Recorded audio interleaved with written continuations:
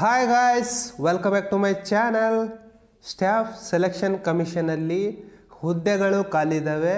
ಎಷ್ಟು ಹುದ್ದೆಗಳು ಖಾಲಿದ್ದಾವೆ, ಪ್ರಾರಂಭದ ದಿನಾಂಕ ಏನು, ಕೊನೆಯ ದಿನಾಂಕ ಏನು, ಕ್ವಾಲಿಫಿಕೇಷನ್ ಏನಾಗಿರಬೇಕು, ಏಜ್ ಎಷ್ಟಿರಬೇಕು, ಸ್ಯಾಲ್ರಿ ಎಷ್ಟಿದೆ, ಇದು ಸೆಂಟ್ರಲ್ ಗೌರ್ಮೆಂಟಾ ಅಥವಾ ಸ್ಟೇಟ್ ಗೌರ್ಮೆಂಟಾ, ಅಪ್ಲಿಕೇಶನ್ ಫೀಸ್ ಎಷ್ಟಿದೆ, ಫುಲ್ ಡೀಟೇಲ್ ಆಗಿ ಈ ಒಂದು ವಿಡಿಯೋದಲ್ಲಿ ಎಕ್ಸ್ಪ್ಲೇನ್ ಮಾಡ್ತಾ ಹೋಗ್ತೀನಿ. ಎಲ್ಲೂ ಕೂಡ ವಿಡಿಯೋವನ್ನು ಸ್ಕಿಪ್ ಮಾಡಬೇಡಿ, ಕಂಪ್ಲೀಟಾಗಿ ನೋಡಿ. ಇನ್ನೂ ಕೂಡ ಯಾರೆಲ್ಲ ನನ್ನ ಚಾನಲನ್ನು ಸಬ್ಸ್ಕ್ರೈಬ್ ಆಗದೆ ವಿಡಿಯೋ ನೋಡ್ತಾ ಇದ್ರಿ, ಪ್ಲೀಸ್ ಸಬ್ಸ್ಕ್ರೈಬ್ ಆಗಿ. ನಾನು ಹಾಕುವಂತಹ ಎಲ್ಲ ವಿಡಿಯೋಗಳು ನಿಮಗೆ ಬಂದು ತಲುಪುತ್ತವೆ. ಈ ಒಂದು ವಿಡಿಯೋಗೆ ನಾನು 50 ಲೈಕ್ಸನ್ನು ನಿಮ್ಮಿಂದ ಎಕ್ಸ್ಪೆಕ್ಟ್ ಮಾಡ್ತಾ ಇದ್ದೀನಿ ಗಾಯ್ಸ್, ಪ್ಲೀಸ್ ಲೈಕ್ ಮಾಡಿ. ಈ ಸ್ಟಾಫ್ ಸೆಲೆಕ್ಷನ್ ಕಮಿಷನಲ್ಲಿ ಒಟ್ಟು 5 ಹುದ್ದೆಗಳು ಖಾಲಿದ್ದು, ಹುದ್ದೆಯ ಹೆಸರು ಬಂದು ಅಕೌಂಟೆಂಟ್ ಅಂತಂದೇಳಿ ಹುದ್ದೆಯ ಹೆಸರು. ಇದು ಒಂದು ಡೆಪ್ಯುಟೇಷನ್ ಬೇಸಿಸ್ ಮೇಲೆ ನೇಮಕಾತಿಯನ್ನು ಮಾಡ್ಕೊಳ್ತಾರೆ. ಅಂದರೆ ಯಾವುದಾದ್ರೂ ಒಂದು ಗೌರ್ಮೆಂಟಲ್ಲೇ ನೀವು ಕೆಲಸ ಮಾಡ್ತಾ ಇರಬೇಕು, ಅಂತಹ ಅಭ್ಯರ್ಥಿಗಳು ಈ ಒಂದು ಹುದ್ದೆಗಳಿಗೆ ಎಲಿಜಿಬಲ್ ಆಗ್ತೀರಿ. ಇದು ಒಂದು ಆಲ್ ಇಂಡಿಯಾ ಬೇಸ್ಡ್ ಆಗಿರುತ್ತೆ. ಭಾರತದಾದ್ಯಂತ ನಿಮ್ಮನ್ನು ಎಲ್ಲಿ ಬೇಕಾದರೂ ಪೋಸ್ಟಿಂಗನ್ನು ನಿಮಗೆ ಕೊಡಬಹುದು. ಇದು ಒಂದು ಬಿ ಗ್ರೂಪ್ ಹುದ್ದೆಯಾಗಿದೆ, ಸೆಂಟ್ರಲ್ ಗೌರ್ಮೆಂಟ್ ಹುದ್ದೆಯಾಗಿದೆ.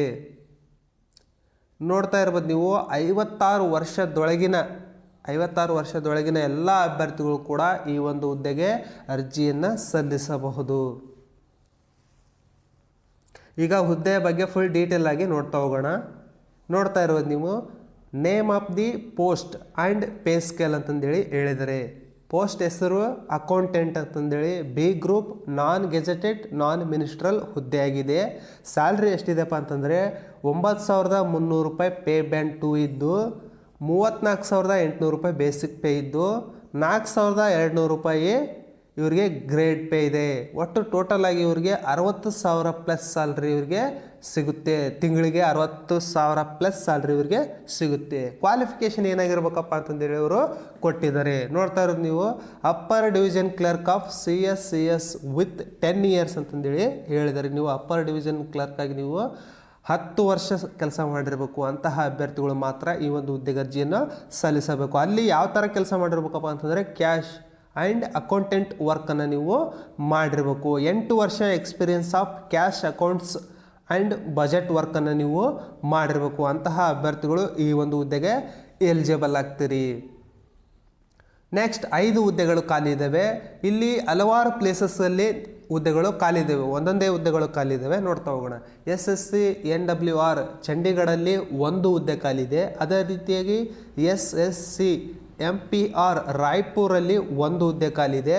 ಅದೇ ರೀತಿಯಾಗಿ ಮೂರನೇದಾಗಿ SSC WR ಮುಂಬೈಯಲ್ಲಿ 1 ಹುದ್ದೆ ಖಾಲಿ ಇದೆ.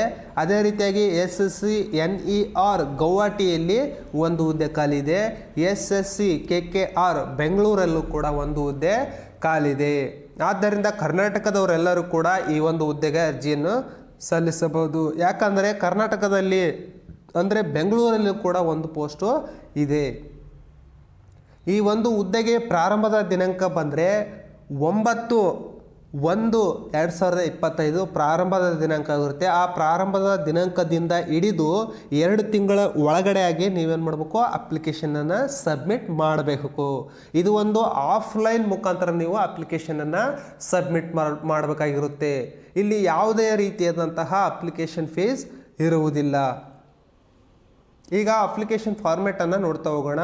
ಇಲ್ಲಿ ಫಾರ್ಮೇಟನ್ನು ಅವರು ಕೊಟ್ಟಿದ್ದಾರೆ. ಈ ಒಂದು ಅಪ್ಲಿಕೇಶನ್ ಫಾರ್ಮೇಟು ಮತ್ತು ನೋಟಿಫಿಕೇಷನ್ ಏನಾದರೂ ನಿಮಗೆ ಬೇಕಾಗಿತ್ತಪ್ಪ ಅಂತಂದರೆ ನನ್ನ ವಿಡಿಯೋ ಕಮೆಂಟ್ ಬಾಕ್ಸ್ನಲ್ಲಿ ನನ್ನ ಟೆಲಿಗ್ರಾಮ್ ಚಾನಲ್ ಲಿಂಕ್ ಕೊಟ್ಟಿರ್ತೀನಿ. ಆ ಟೆಲಿಗ್ರಾಮ್ ಚಾನಲ್ ಲಿಂಕ್ ಕ್ಲಿಕ್ ಮಾಡಿ ನನ್ನ ಟೆಲಿಗ್ರಾಮ್ ಚಾನಲ್ ಜಾಯ್ನ್ ಆಗಿ ಈ ಒಂದು PDF ಅನ್ನು ನೀವು ಡೌನ್ಲೋಡ್ ಮಾಡಿಕೊಂಡು ನೀಟಾಗಿ ಫಿಲಪ್ ಮಾಡಿ ನಾನು ಹೇಳುವಂತಹ ವಿಳಾಸಕ್ಕೆ ನೀವು 2 ತಿಂಗಳ ಒಳಗಡೆ ಆಗಿ ನೀವೇನು ಮಾಡಬೇಕು, ಪೋಸ್ಟ್ ಮಾಡಬೇಕು.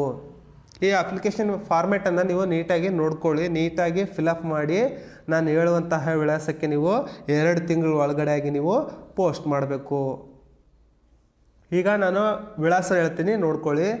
Under secretary staff selection commission, block number 12, CGO complex, Lodhi road, Navadehali 11003.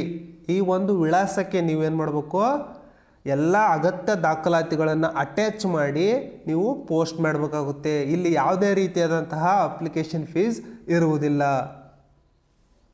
ಇದು ಒಂದು ಎಲ್ಲರಿಗೂ ಕೂಡ ಉಪಯುಕ್ತವಾದಂತಹ ಮಾಹಿತಿಯಾಗಿರುತ್ತೆ. ಆದ್ದರಿಂದ ಎಲ್ಲರೂ ಕೂಡ ಈ ಒಂದು ವಿಡಿಯೋವನ್ನು ನಿಮ್ಮ ಸ್ನೇಹಿತರಿಗೆ, ಫ್ಯಾಮ್ಲಿಯವರಿಗೆ ಶೇರ್ ಮಾಡಿ, ಲೈಕ್ ಮಾಡಿ, ಹಾಗೆ ಸಬ್ಸ್ಕ್ರೈಬ್ ಆಗೋದನ್ನು ಮಾತ್ರ ಮರಿಬೇಡಿ. ಎಲ್ಲರಿಗೂ ಕೂಡ ಗುಡ್ ಲಕ್.